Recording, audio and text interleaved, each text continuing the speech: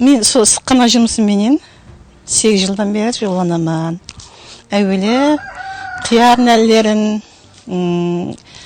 помидор, болгарбуш, баклажан нәлерін жетістіретін едім. Енді 5-6 жылдан бері гүлшілікке өттім. Гүлшілікте пайда көп.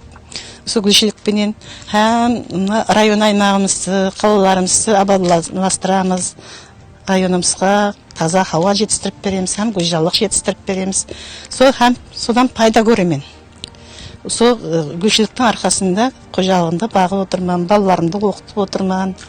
Әйтеуір қызларымның тойларын беріп отырман, сол гүлшіліктің арқасында. Харекеттен қалмау керек. Мінекей бұған біздерді үкіметіміз көп шариғаттар жаратып беріп қойыпты. Ең бірінші басылаған ақпында мен имтиязлы кредит алдым. Сол кредиттің кейін теплицаның кредитке алып істеттім. Одан кейін кредитті жаудым. Құдайға шүкір, әйтеуір жауып келатырмын. Қазір өз еркіммен, өзімнің қаражатымменен жұмысларымды істеп жатырмын.